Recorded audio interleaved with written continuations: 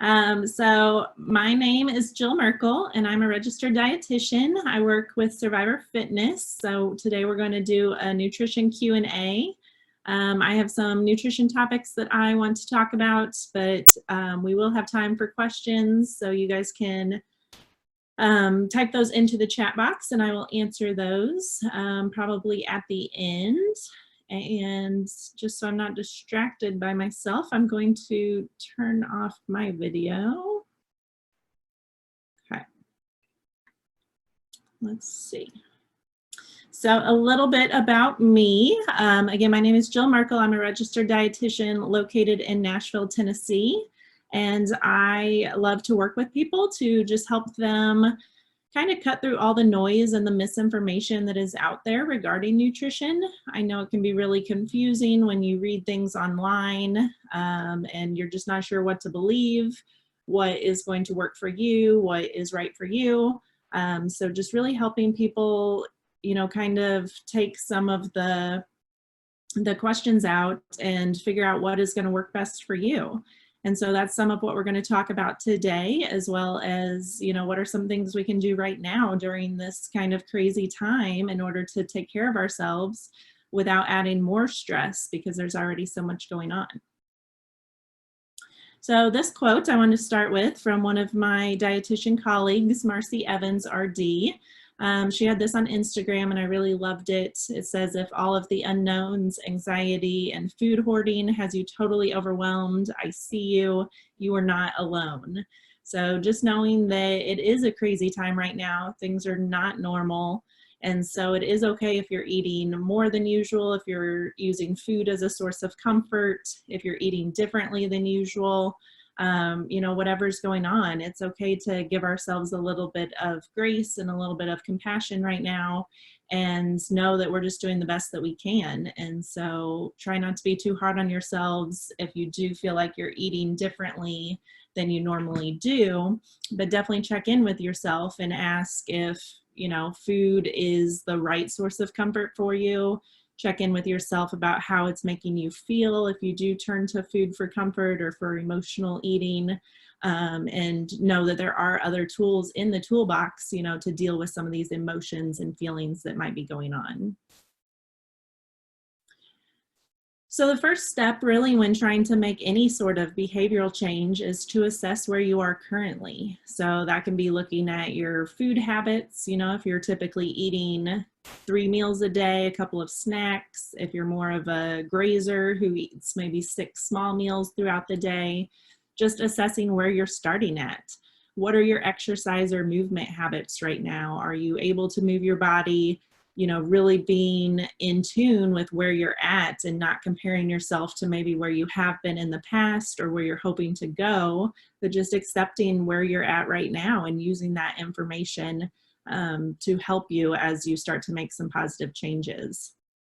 Also looking at our other habits, so all the different components of health, including our sleep habits, if we're getting enough sleep, if it's quality sleep, looking at our stress levels and how we're managing that, especially during this crazy time right now.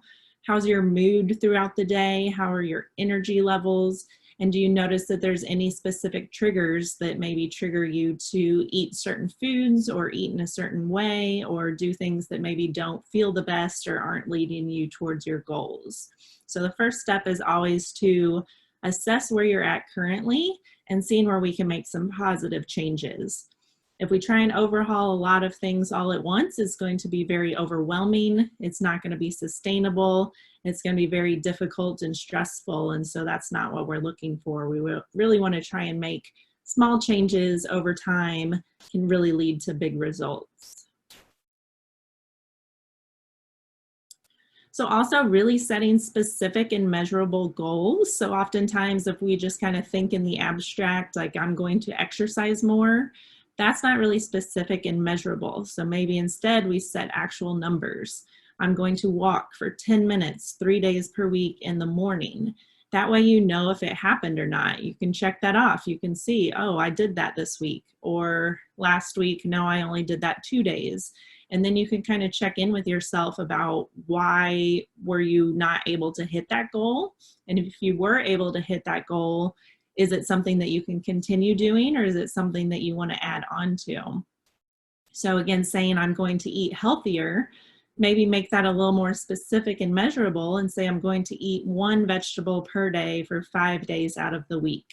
Again, these are just examples. It depends where you're starting at, but really making them measurable so that you know whether or not you've hit your goal, so that you can assess whether or not you need to make some changes if you weren't able to hit that goal.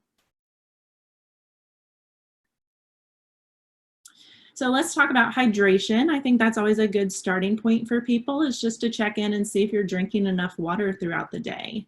And so I really loved this quote from another dietitian that I follow on Instagram.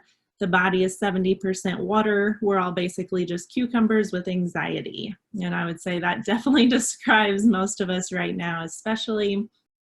And so really paying attention to, are you drinking enough water throughout the day?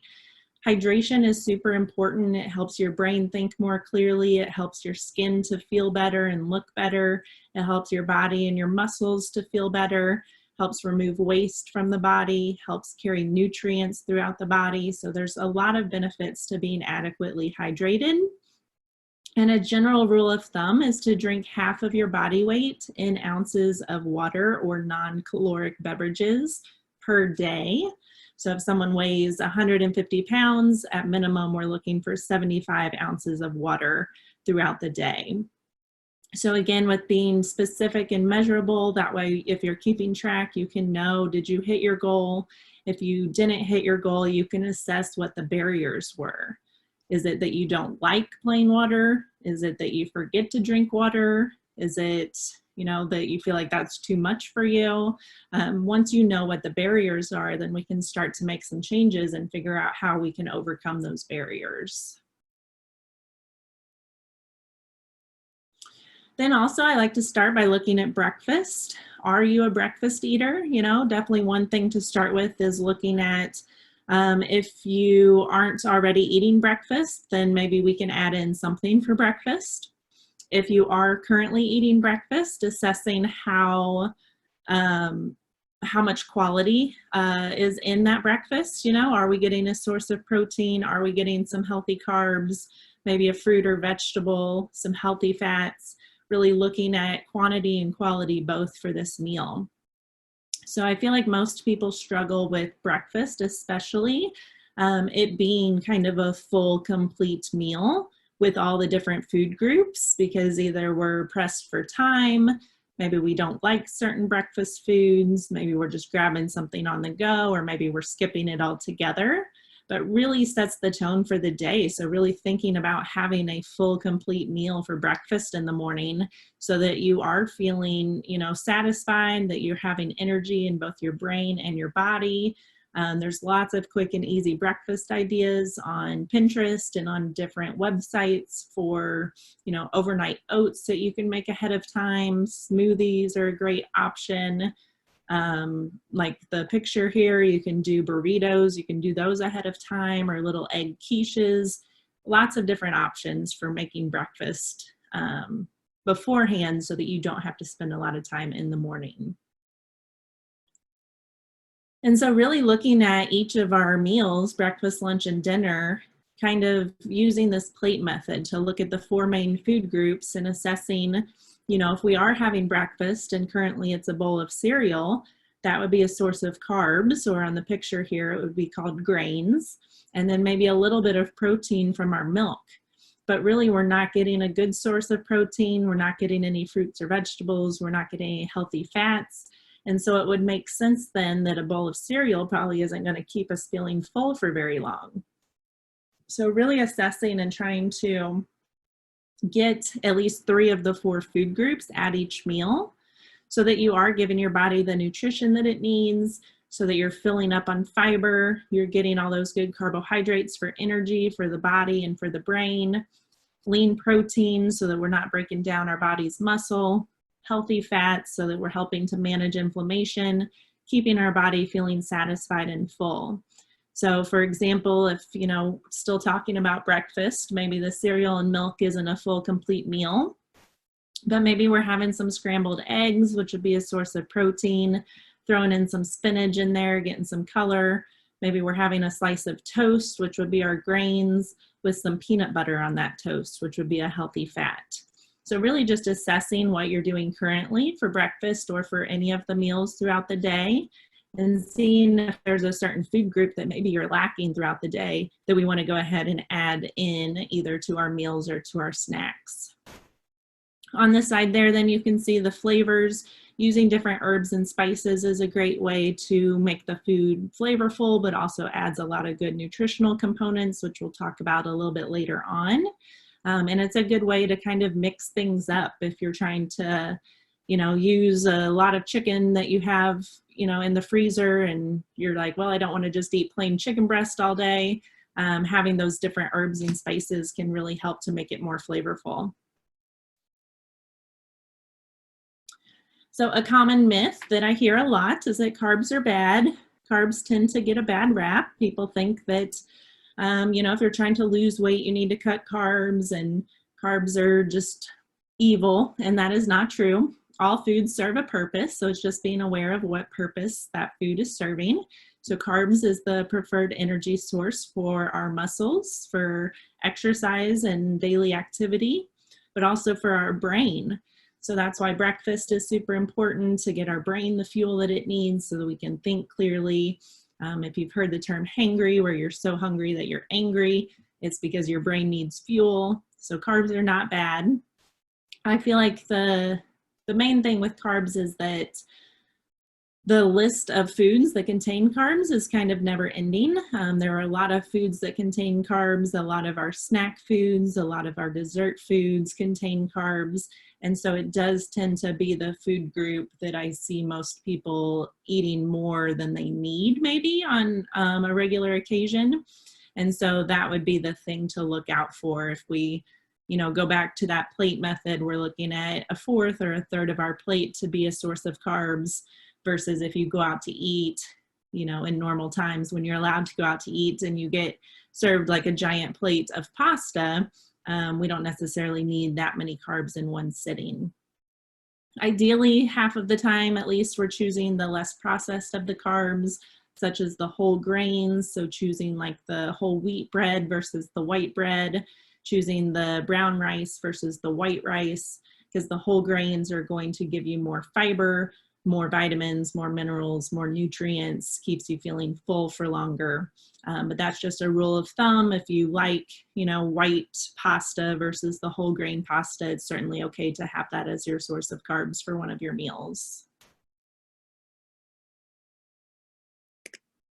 Another common myth is that all calories are created equal. And so really thinking about, how you feel after eating certain foods. I like to give the example of fried rice. If you've ever had a big plate of fried rice, which is mostly carbohydrates, you may feel really full in the moment. And then like an hour later, you're hungry and you're like, where did that all go? Like, I was so full. But carbs are digested very quickly. And so that is why you likely are hungry again, because your body has already used through that carbohydrates and already sent it, to other places in the body to be used for energy. But if we have a good source of protein, such as a chicken breast, that's going to keep you feeling full for longer, because it takes your body longer to break that down. So different foods go through different metabolic pathways. A high protein diet can increase your metabolic rate because it is taking your body more energy to break that food down. And it also keeps you feeling full for longer. So one study found that people lost 11 pounds in 12 weeks just by adding protein to their diet. So really making sure that you're getting a good quality source of protein at each meal, and maybe even at snacks, depending on your goals. But really it's the main food group that we need to spread out evenly throughout the day, having a good dose at breakfast, lunch, and dinner, rather than having like no breakfast, maybe a little bit of protein at lunch, and then a huge portion of protein at dinner. It's just not as efficient for the body to use it that way. Lots of different protein sources, not just our animal sources, but we get proteins from beans, lentils, some of our whole grains like quinoa is like a higher protein brown rice. We get some protein from some of our fat-based foods like almonds and the different types of nuts. So lots of different ways to get our protein in at each meal. Another common myth is that fat will make me fat. And that is just not true as well. Any of the food groups, if we consume more than our body is using, will be stored as fat. But it seems like over the years, people either, are kind of looking at low carb diets or looking at low fat diets. And they found that, fat, similar to protein, keeps us feeling full for longer. So it's a more longer lasting energy. So if you think about eating like a piece of fruit, if you had a banana, that's going to be a source of carbohydrates and that's going to be digested very quickly. But if you add some peanut butter to it, which would be a source of fat, it'll keep you feeling full for longer. So eating nuts may help with weight control and really looking at the quality, of these products. If you're choosing processed low-fat foods, they tend to be very high in sugars and not very filling. So if you've ever had like those 100-calorie snack packs of Oreos or something, you know that they're not very satisfying, they're not very filling, they're not going to keep you feeling very full for very long. And so it would be better off just to have whatever you're craving at that time, or have something that has some fat or some protein to keep you feeling full for longer. I just wanted to show my avocado affirmation because I love this little guy. He's looking in the mirror and he says, "You're fat, but you're good fat." So there are definitely different types of fats, and we do ideally want to get most of our fat from our plant-based sources, such as avocados, different types of nuts and seeds, olive oils, all those different plant-based sources, because they help to manage inflammation in the body rather than our animal sources, such as maybe bacon or cheese or, different types of the fat on fattier cuts of meat.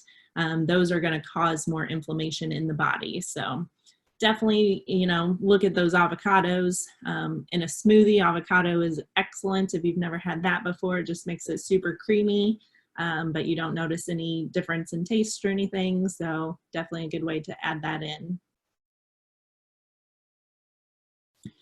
And then we come to our fruits and vegetables, so the fourth food group.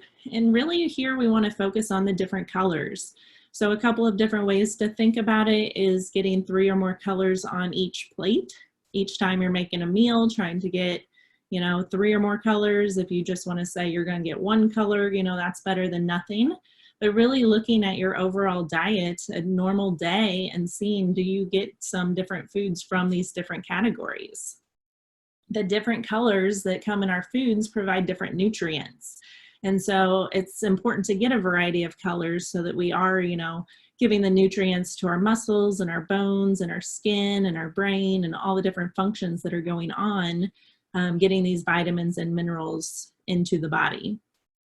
And so this also includes, you see up in the white foods for immune system, some of our different spices like garlic and ginger. So like I mentioned earlier, spices are a good way to add flavor to foods, but also to give a lot of nutritional benefits as well. Some other spices like cinnamon, turmeric, garlic, ginger, there was another one. Maybe it'll come to me. But those are also really good for inflammation. So it's good to add those to our different foods when we can, to make sure that we're helping to manage the inflammation that's going on inside of our body. So this image also shows, a reason that I love smoothies. Smoothies can be a great breakfast. They can be a great snack, whatever it might be, but it's a good way to get a lot of these different colors in. They don't have to be fresh, just loading up the freezer with different fruits and vegetables, so you don't have to worry about finding them fresh or in season. Popping those into a smoothie, adding a source of protein, adding maybe some fat like that avocado, blending it up, and we've got, at least 3 of the 4 food groups in our smoothie. So that would be a great way to get in some of these different nutrients. And so really thinking about what's one thing that you can do this week to improve your health and nutrition. So I really do believe that making small changes leads to big results. And that's why I don't believe in any of the fad diets or any of the, 30-day fix, because you're trying to change too many things and it can just create more stress, and it's really not going to be sustainable long term. So assess where you're at and see what's one thing that you can start with. Maybe it's hydration that we talked about in the beginning. Maybe it's a certain meal such as breakfast. If you are looking at breakfast or another of the meal, is it a quantity thing that we're going to start with, like adding something to breakfast? Or is it a quality thing, such as maybe I need more protein, or maybe I need less added sugars? Maybe it's going to be snacks, that you're going to prepare some snacks to have available when you're on the go, so that you don't get too hungry, so that we're avoiding that hangry phase where we waited too long in between meals and snacks, and now it's going to be hard to make some good decisions. Maybe we're going to look at another component of health, such as our sleep habits, or the way that we're managing stress, or the way that we're moving our body. So really thinking about one thing that we can do this week, and just start with that one thing and build from there. And reach out if you need any help or support. That's what I'm here for. That's what we are all here for at Survivor Fitness, is to help you and support you making these healthful changes.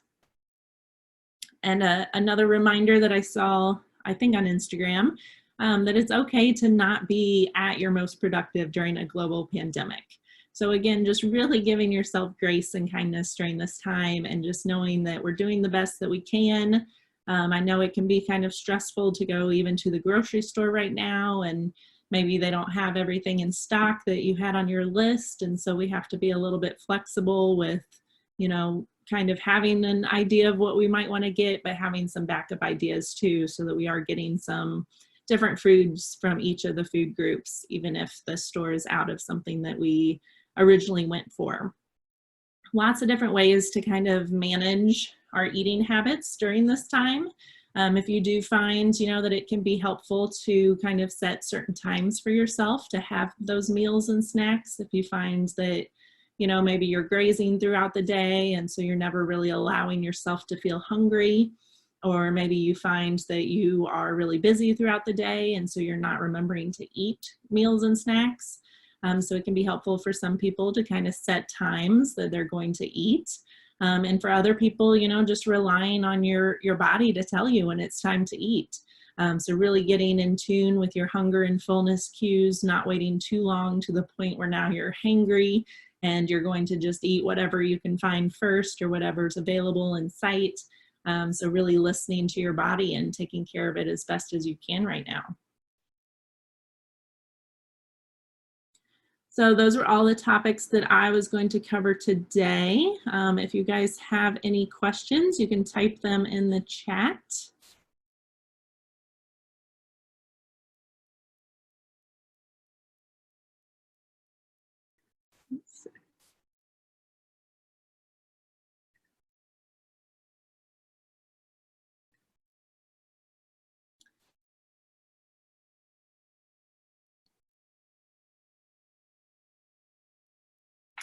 So we have a question: what are some go-to meals that you do for dinner, or sources? Like sources, like where to get recipes, I'm maybe assuming that means. So there's a couple of ways to do this. Really, kind of one way that I'm trying to do right now, being mindful of, not going to the grocery store as often, is really assessing what I already have, going through the cabinets and seeing, okay, maybe I have this can of black beans. What might I make with this? And so then maybe I'm like, okay, maybe I'll make tacos. So what else do I need to buy? I've already got the black beans. Maybe I need to buy some protein source, some chicken or some beef. Maybe I need some toppings. So really assessing what you already have, and then seeing what you need to make that into a meal. And then also seeing what food components you can make into multiple meals. So maybe if you're, making a meal and then you're going to eat the leftovers, that's a great option. But maybe you cook up a whole bunch of chicken, and then you think of multiple ways that you can use that. For instance, one day maybe you're going to have a chicken salad. You're gonna have a salad with chicken and different toppings on it, and another day you're going to use that chicken and you know, pair it with some vegetables and some rice or whatever. Seeing how you can use those foods in multiple meals and snacks, and then stocking up on some of the foods that are, you know, going to stay good for a while, such as the canned goods and the like brown rice and some of our foods in the freezer, things that you can use over time and not have to worry about them going bad. In terms of sources, I mean, most of my recipes I get off of the internet, whether it's Pinterest or certain blogs that I follow. You know, again, thinking about what you're looking for, maybe what sounds good, and then using that to guide your search. Looking at Pinterest for like quick and easy chicken recipes or quick and easy breakfast recipes or whatever it might be. And then kind of building your portfolio of recipes that you've tried, that you know were pretty easy, that tasted good, and that you might want to make again. And then you start to build up this portfolio of kind of your go-to recipes when you need something to look back on. So for hydration, yes. So ideally we're looking for half of our body weight in ounces of water or other non-caloric beverages. So if you're doing unsweetened tea, that would be okay. You can also technically count your first 8 ounces of coffee in that. But ideally, we're just trying to make sure that we give ourselves enough water and non-caloric fluids in order to keep everything working properly.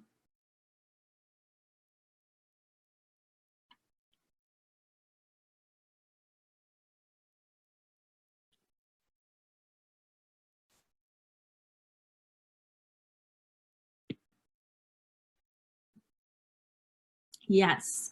So the half of your body weight in ounces per day is just the minimum hydration recommendations. So if you're exercising, you would want to increase that by drinking some more before, during, and after to replace anything that you lost through sweating. And that will be different for everybody, depending on what environment you're in, if you're inside versus outside, if it's really hot and humid, or if it's really cold, and then how much you sweat. If you're a heavy sweater or a salty sweater, you would want to replace the fluids, but also the electrolytes that you would be losing.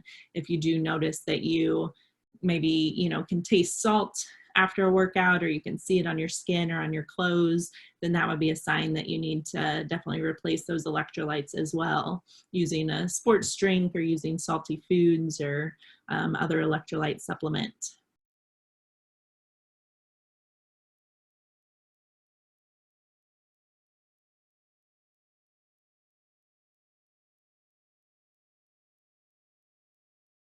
You are welcome. This is my contact information. If you guys do have any questions, you can reach out to me through Survivor Fitness or directly through email or my website there.